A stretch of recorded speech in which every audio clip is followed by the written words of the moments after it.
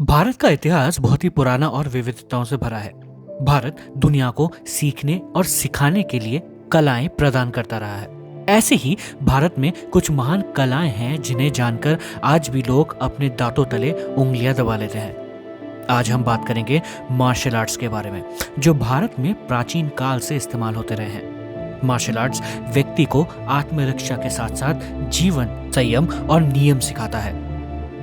आजकल इन कला रूपों का उपयोग आत्मरक्षा के रूप में अनुष्ठानों, समारोहों, खेलों में शारीरिक फिटनेस के साधनों में किया जाता है, लेकिन पहले इसका इस्तेमाल युद्ध के लिए किया जाता था। कई कलाएं नृत्य, योग आदि से संबंधित है। एक्सप्लेन बाय सोम के इस वीडियो में हम जानेंगे ऐसे ही भारतीय मार्शल आर्ट्स के बारे में। कलरीपायट्टू, केरला। ये कला या मार्शल आर्ट्स भारत के सबसे प्राचीन मार्शल आर्ट्स में से माना जाता है, जिसकी उत्पत्ति दक्षिणी भारत के केरल राज्य में 4वीं शताब्दी में मानी जाती है। ये केरल में और तमिलनाडु और कर्नाटका के सटे भागों में, साथ ही पूर्वोत्तर श्रीलंका और मलेशिया के मलयाली समुदाय के बीच ज्यादा प्रचलित है। इस मार्शल आर्ट्स का अभ्यास मुख्य रूप से केरल की योद्धा जातियों जैसे नायर, इजवाहा द्वारा किया जाता था। कलरीपायट्टू की तकनीक और पहलू।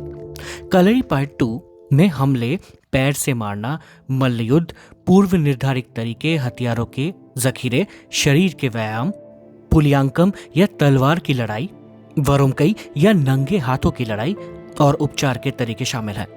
कलरीपायट्टू को एक पौराणिक कथा ऋषि परशुराम द्वारा मार्शल आर्ट्स के रूप में पेश किया गया था, जिन्होंने मंदिरों का निर्माण किया था। इस कला का उपयोग निहत्थे आत्मरक्षा के साधन के रूप में किया जाता है और आज शारीरिक दक्षता प्राप्त करने का एक तरीका है। सीलंबम। सीलंबम भारत का प्राचीन मार्शल आर्ट्स है, जो विशेष रूप से भारतीय उपमहाद्वीप में तमिलनाडु से आता है, जहां इसकी उत्पत्ति लगभग 1000 ईस्वी पूर्व में हुई थी।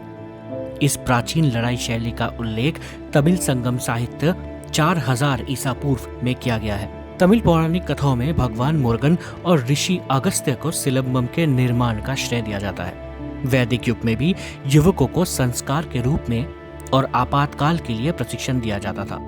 इस कला ने मलेशिया की यात्रा भी की, जहां ये एक आत्मरक्षा तकनीक के अलावा एक प्रसिद्ध खेल है।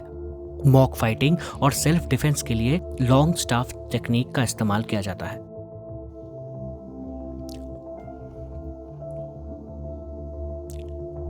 हुएन लैंगलोंग। हुएन लैंगलोंग मणिपुर की एक भारतीय मार्शल आर्ट है।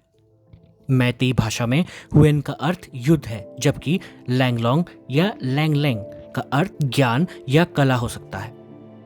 हुएन लैंगलोंग के दो मुख्य हिस्से हैं, थांगता यानी सशस्त्र मुकाबला और सारित सारक, निहत्था लड़ना। ये कला मणिपुर के मैतेई लोगों द्वारा बनाई गई थी।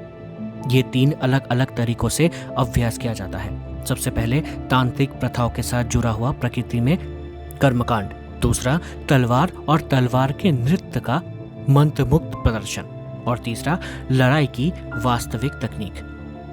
17वीं शताब्दी में इस कला का उपयोग ब्रिटिशों के खिलाफ मणिपुरी राजाओं द्वारा किया गया था, जब अंग्रेजों ने इस तकनीक पर प्रतिबंध लगा दिए थे। थोड़ा हिमाचल प्रदेश का प्रभावशाली मार्शल आर्ट है। इस मार्शल आर्ट की उत्पत्ति कुल्लू से है। थोड़ा ये नाम व्युत्पन्न है, लकड़ी के गोल टुकड़े से लेकर तीर के सिर तक, जिसका उपयोग इसकी घायल क्षमता को कूंद करने के लिए किया जाता है। थोड़ा तीरंदाजी पर निर्भर करता है। महाभारत के दिनों में जब पांडवों और कौरवों के समय अज्ञातवास के दौरान कुल्लू और मनाली के सूक्ष्म घाटियों में रहते हुए धनुष और तीर का इस्तेमाल किया गया था। वर्तमान में ये खेल एक चिन्हित क्षेत्र में खेला जाता है, जो ये सुनिश्चित करता है कि थोड़ा के अनुशासन का एक निश्चित स्तर बनाए रखा जा सके। ये कला, संस्कृति और खेल का एक सुखद मिश्रण है। ये खेल थियोक डिवीजन, नरकंडा ब्लॉक, चौपाल डिवीजन, जिला सिमरोर और सोलन में लोकप्रिय है। गटका। गटका एक भारतीय मार्शल आर्ट का नाम है, जो पंजाब क्षेत्र में सिखों से जुड़ा है और तनौली और गुर्जर समुदाय के साथ, जो उत्तरी पाकिस्तान के पहाड़ी क्षेत्रों में रहते हैं। ये छड़ी की लड़ाई की एक शैली है, जिसमें लकड़ी की छड़ी होती है, जो तलवारों का अनुकरण करने के लिए होता है। ये कला किरपान, तलवार और कटार जैसे हथियारों का उपयोग करती है। गटका का अर्थ होता है जिसकी स्वतंत्रता अनुग्रह से है। दूसरों का कहना है कि गटका संस्कृत शब्द गदा से आता है। लाठी खेला। लाठी मार्शल आर्ट्स में इस्तेमाल होने वाले सबसे पुराने हथियारों में से एक है। ये कला आज भी उत्तरी भारत के गांव में देखी जाती है, जहां के लोग अपने साथ हमेशा लाठी रखते हैं। लाठी बांस की मजबूत लकड़ी से बनी होती है, जिसे सरसों के तेल में डुबोकर रखकर तैयार किया जाता था, जिससे ये चिकनी और मजबूत हो जाती थी। लाठी खेला का जन्म आज के दिन के बांग्लादेश में हुआ था, जो पहले भारत का ही एक अंग था। इनबुआन द्वंद कला वास्तव में भारत के मिजोरम प्रदेश से जुड़ी हुई एक प्राचीन द्वंद कला है। ये कुश्ती का एक रूप कहा जा सकता है। इस कला का जन्म मिजोरम के दुंगोटलोंग नामक गांव में सन 1750 में हुआ था। ये खेल 15 से 16 फीट के व्यास के एक गोले में खेला जाता है। इस गोले में घास या कारपेट होता है। इसमें 2 प्रतिद्वंदी होते हैं, जिन्हें एक दूसरे को अपने दोनों हाथों से उठाना होता है। अपने प्रतिद्वंदी के पैरों की जमीन पर पकड़ ढीली करनी होती है। जो दूसरे को उठा लेता है वो विजेता मान लिया जाता है। इसके लिए उसे अपनी ताकत, कुशलता और तेजी की जरूरत होती है।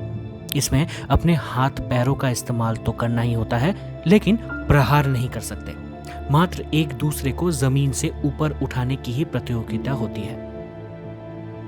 कुट्टू वरिसाई।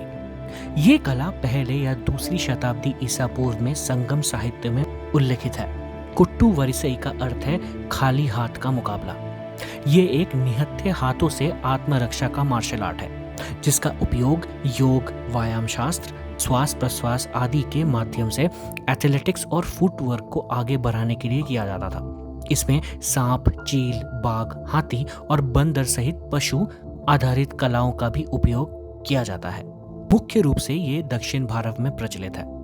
ये श्रीलंका और मलेशिया के उत्तर पूर्वी भाग में भी लोकप्रिय है। मुश्ती। इस कला को हिंदू धर्म में 4 श्रेणियों में विभाजित किया गया है। पहले को जंबूवंती के रूप में जाना जाता है, जो विरोधी को लॉकिंग और होल्डिंग के माध्यम से मजबूर करता है। दूसरी है हनुमंती, जो तकनीकी श्रेष्ठता के लिए है। तीसरा भीमसेनी को संदर्भित करता है, जो सरासर ताकत पर केंद्रित है। और चौथे को जरासंधी कहा जाता है, जो अंक को जोड़ने तोड़ने पर केंद्रित है। मुष्टि युद्ध का वर्णन महाभारत में भीम जरासंध युद्ध और भीम दुर्योधन युद्ध के समय मिलता है। मुष्टि युद्ध का वर्णन महाभारत में भीम जरासंध युद्ध और भीम दुर्योधन युद्ध के समय मिलता है। मुष्टि युद्ध भारतीय उपमहाद्वीप से शुरू होने वाली मुक्केबाजी का पारंपरिक रूप है। परिखंड। परी का अर्थ ढाल है, जबकि खंड तलवार को संदर्भित करता है। इसलिए इस कला में ढाल और तलवार दोनों का उपयोग किया जाता है। इसमें सोर्ड और शील्ड का उपयोग करके लड़ाई करना शामिल है। इसके चरणों और तकनीकों का उपयोग बिहार के छौ नृत्य में किया जाता है। परिखंड राजपूतों द्वारा बनाया गया एक लड़ाई का रूप था। आशा करते हैं कि आपको हमारा ये वीडियो बहुत पसंद आया। हमें सपोर्ट करने के लिए कृपया चैनल को लाइक, शेयर और सब्सक्राइब करें। शुक्रिया।